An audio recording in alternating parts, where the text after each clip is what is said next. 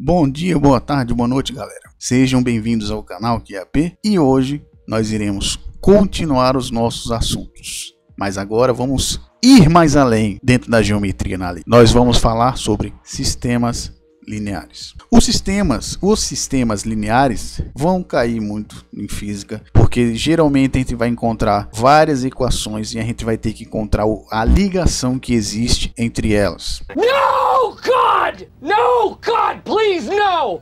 Ou no caso a gente vai dizer que elas têm ligações. Existe uma proporção e uma razão entre essas ligações. No caso, vamos voltar lá àquele caso lá do gráfico. A gente tem aqui o ponto, a gente tem aqui outro ponto e a gente também tem outros pontos aqui que são de outras retas. Exatamente. Podem existir outras retas das mais variadas formas aqui, ó. Pode existir reta aqui do caralho que você imaginar aqui. Pode existir retas. Aí a grande questão é: qual é a relação que existe entre essas retas? E é aí que surge o que nós chamamos de sistemas de equações. Os sistemas de equações são a razão que existe entre essas retas, ou então entre os pontos. Ou seja, é a ideia de razão e proporção. Pô, cara, de novo, cara! Que nós falamos na primeira aula. Só que aqui levado a sistemas algébricos um pouco mais complexos e também um pouquinho de álgebra linear. Por serem extremamente complexos algumas vezes, a gente utiliza de outra coisa. Porque vocês viram lá, a equação geral da reta é aquela, ax, by, tal. Se tiver em forma de equação reduzida, a gente precisa transformar ela em equação geral. Para a gente conseguir botar em quê? A gente bota dentro de um negócio chamado matriz.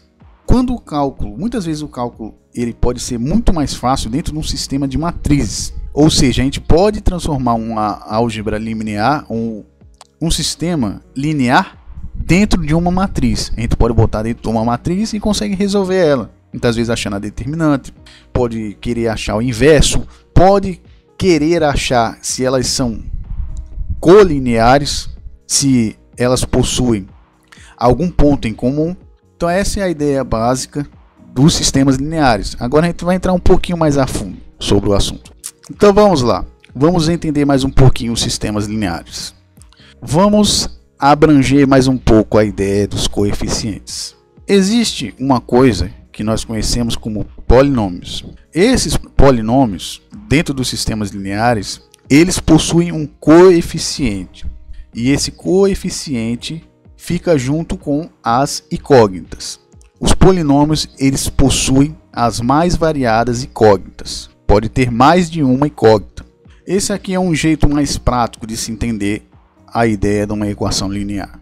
Porque ela não é nada mais do que isso. Um ax mais ax2 mais axn, que é igual a b. Que desgraça é isso?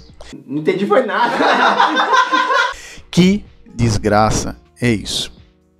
Isso significa, esse termo A aqui, ele é o coeficiente dessa incógnita x. E todos os coeficientes que tem dentro dessa equação, elas estão variando com o termo, lembre-se, o termo independente b.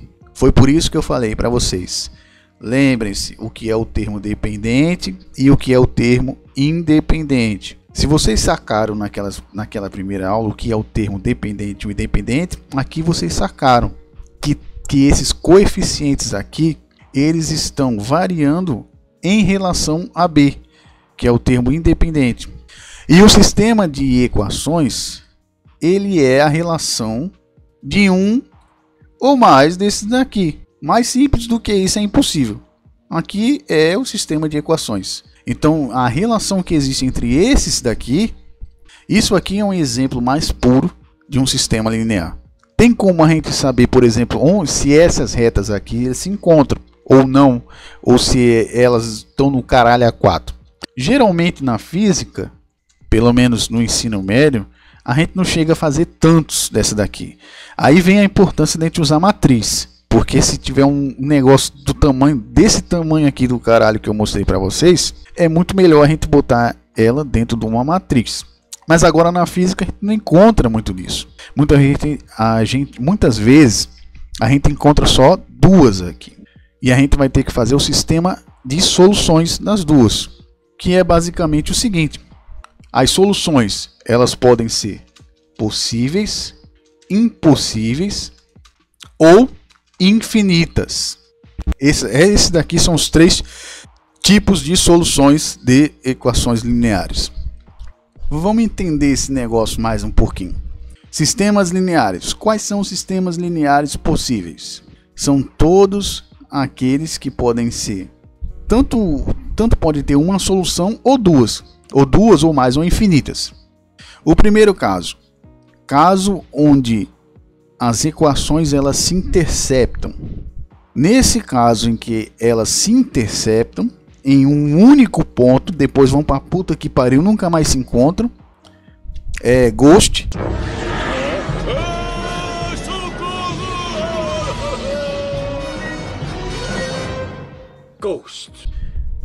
Aí a gente tem um caso que ela só tem uma única solução. É interseção e Ghost. Esse daí é o caso possível que tem uma única solução.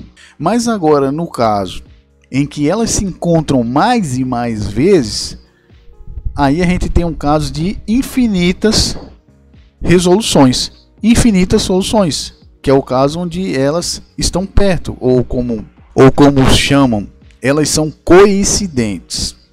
Nesse caso, elas têm infinitas soluções. E as impossíveis, você já deve deduzir, que elas não se encontram nunca. Nem no infinito na desgraça vão se encontrar. Não é possível!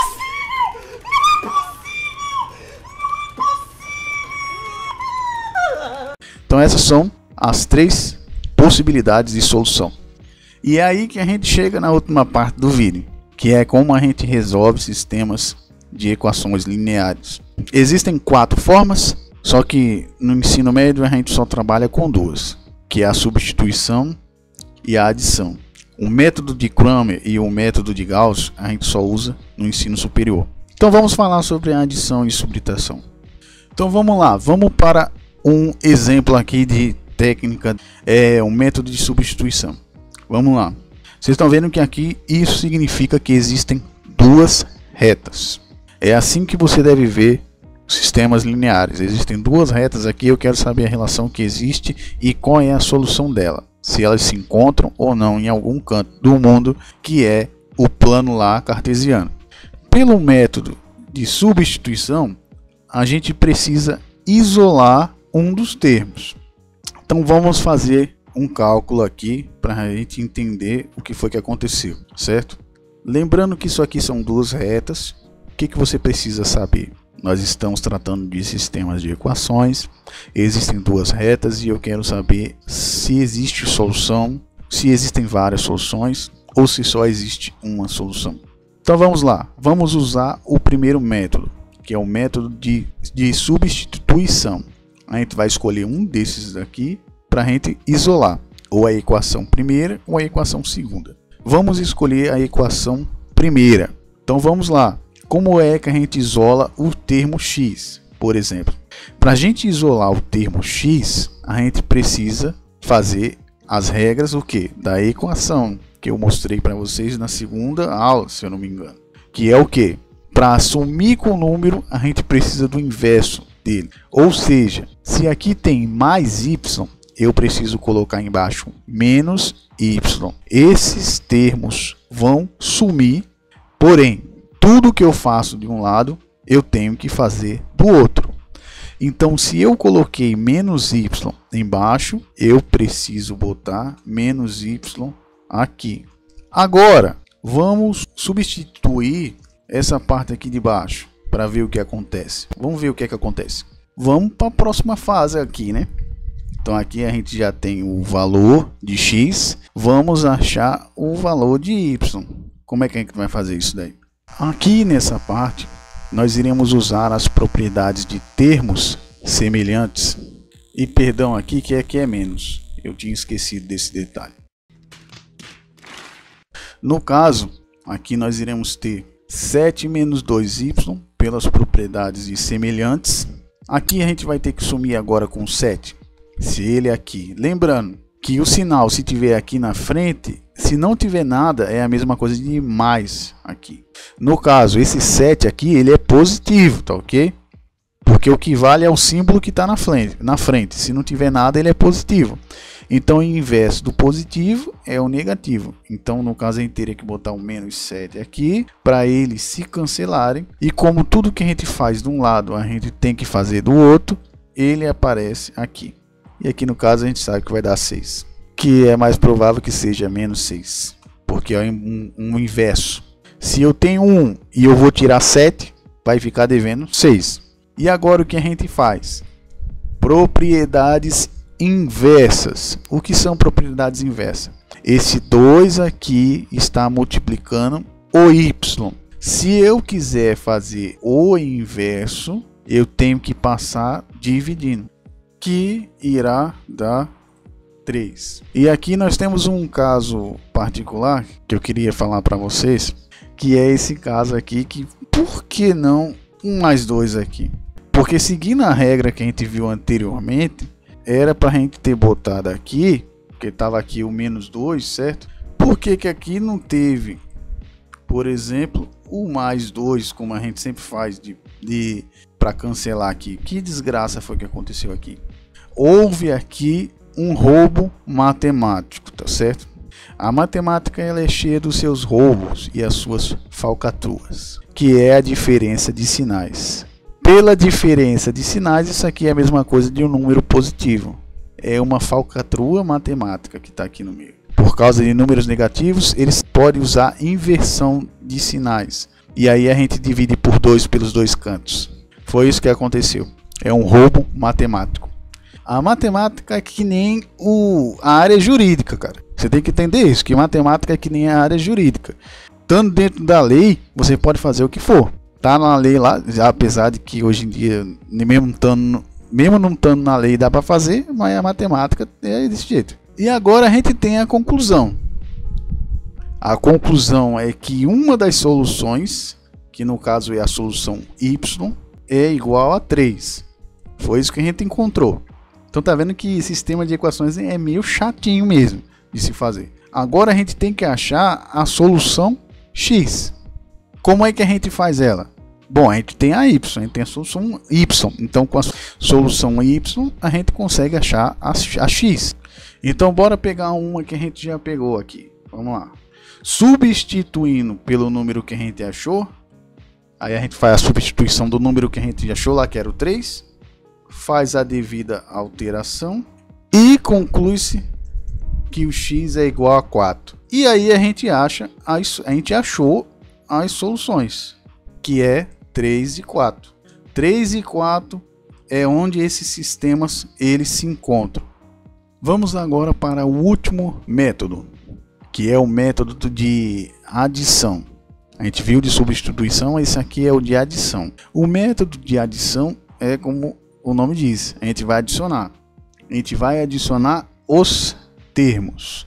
Então vamos lá. Primeira coisa que a gente já vê aqui, se a gente for fazer a adição, é que esses termos são iguais. Ou seja, tem como cancelar eles. Aí aqui no caso, vai ficar 5 mais 2 vai dar 7.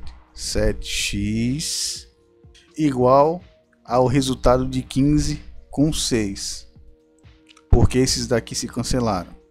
Agora passando o 7 para o outro lado, dividindo, no caso aqui vai ser esse 7 aqui vai dividir aqui, nós teremos que x ele será 3.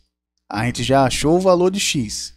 Beleza. A gente conseguiu achar o valor de x. Falta a gente achar o valor de y, a solução de y. Agora para a gente achar a solução de y, é a mesma coisa da outra conta lá. A gente vai pegar uma dessas duas e vai substituir o valor que a gente achou pela outra. Vamos pegar uma das duas lá. Tá aqui. Eu peguei uma das equações e agora a gente substitui o número que a gente achou, que no caso foi o 3. Que a gente já sabe aqui que vai ter um cancelamento aqui, onde a gente vai chegar numa zoeira lascada aqui. muito interessante aqui, porque aqui vai ficar 0.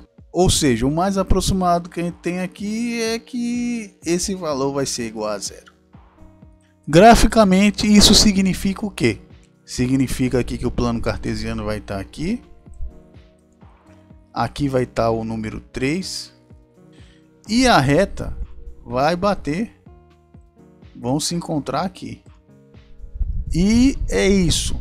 Eu sei que o conceito de sistemas lineares é algo meio complicadinho, mas também não é um bicho de 7 cabeças. Com isso terminamos os sistemas lineares. Na próxima aula a gente vai começar a falar sobre funções, tá ok? Então até a próxima aí, galera. Valeu!